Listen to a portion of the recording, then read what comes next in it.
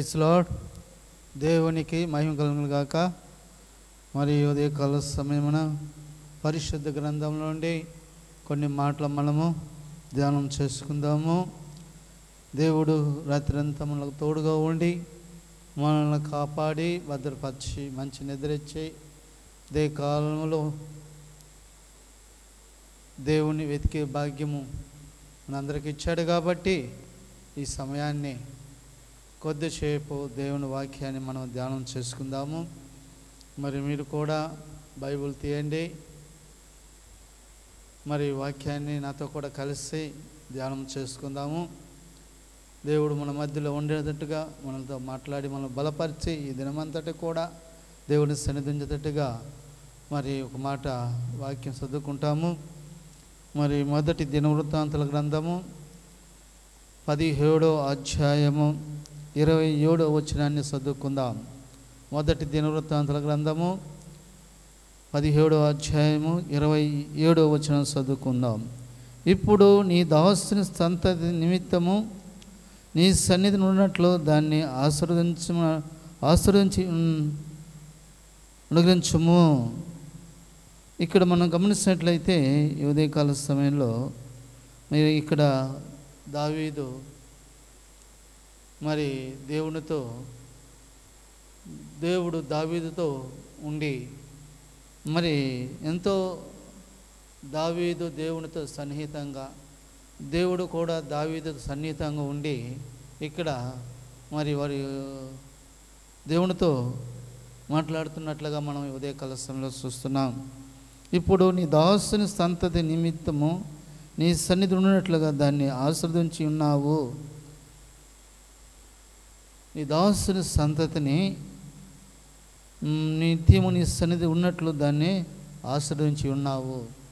మరి దావీదు యొక్క సంతతిని, దావీదు కలిగిన అంతటిను కూడా మరి దేవుని సన్నిధిలో మరి ఉండడానికి ఆశీర్వదించి ఉన్నాడంట. ఆయన సన్నిధిలో, దేవుని యొక్క సన్నిధిలో మరి లోకం ఉంది, లోకములో అనేకమైన ఉన్నాయి. అయితే వాటిలో ఉండటానికి, జీవించడానికి దావీదు ఏమాత్రం ఇష్టపడలేదు. కానీ అయితే దావీదు ఇక్కడ దేవుని సన్నిధిలో ఉండటానికి, దేవుని చేత ఆశీర్వాదం పొందుకోవటానికి ఆయన కుటుంబము అంతా కూడా దేవుని సన్నిధిలో ఉండాలని ఎంతో కోరుకుంటున్నట్లుగా మనం చూస్తున్నాం. అవును ప్రేమటోలరా, ఈరోజు ఈ ఉదయకాల సమయంలో నువ్వు నీ సంతతి అంటే నీ భార్య, పిల్లలు, నీ భర్త, పిల్లలు, మరి పిల్లలు, తల్లిదండ్రులు, వీరందరూ కూడా మరి నీకు కలిగినదంతటా కూడా ఈరోజు మరి ఎక్కడ ఉండాలని ఆశపడుతున్నావు? ఈ లోకంలో ఉన్న వాటి మీదన ఎక్కడ ఉండాలని ఆశపడుతున్నావు? ఒకసారి ఆలోచించుకో ప్రియమైన వాళ్ళరా. ఇక్కడ దావీదు చూసినట్లయితే ఏమంటుండే, ఇప్పుడు నీ దాసుని సంతతి నిమిత్తము నీ సన్నిధి ఉన్నట్లు దాన్ని ఆశీర్వదించి అనుగ్రహించున్నావు. నీ సన్నిధిలో ఉన్నట్లు దాన్ని ఆశీర్వదించి అనుగ్రహించి ఉన్నావని చెప్పి దావీదు చూస్తున్నాం. అవును, దేవుని సన్నిధిలో ఉండాలని దేవుని దగ్గర దావీదు మరి కోరుకుంటున్నట్లుగా మనం చూస్తున్నాం. ఈరోజు ప్రేమల దావీదు జీవితం చూసినట్లయితే 23వ కీర్తన 6వ వచనం చూసినట్లయితే మరి నీ కృపాక్షేమములై నా ఎంట వచ్చును అంటాడు దావీదు. చిరకాలము యెహోవా మందిరంలో నేను నివాసం చేసేదను, కృపాక్షేమములై నా ఎంట వచ్చును. ఎప్పుడైతే దేవుని సన్నిధిలో ఉండాలని మనం ఆశపడితే అప్పుడు ఆయన కృపాక్షేమములు మన ఎంట వస్తాయి, మనతో కూడా ఉంటాయి. మనకు ఎప్పుడు వెంటగా మనకు తోడుగా ఉండి మనం బలపరిచి నడిపిస్తాడని మరి ఒక సమయంలో మనము జ్ఞాపకం చేసుకుంటున్నాం. కాబట్టి ప్రియమైనోళ్ళారా, నువ్వు ఎక్కడ ఉండాలని, నీ సంతతి, నీ బిడ్డలు, నీ కుటుంబం ఎక్కడ ఉండాలని ఆశపడుతున్నావు? ఒకసారి ఆలోచించుకోండి. అలాగ ఉంటే కింద భాగంలో కూడా చెప్తున్నాడు చూడండి, ద్వితీయోపదేశకాండము మొదటి దినవృత్తాంతాల గ్రంథంలోనే మనం చూసినట్లయితే, అలాగే ఎక్కడ ఉండాలని మనం చూసినట్లయితే 17వ అధ్యాయము 27వ వచనం కింద భాగంలో మనం చూసినట్లయితే, యెహోవా నీవు ఆశీర్వదించిన యెడల అది ఎన్నటికీ ఆశీర్వదించబడును.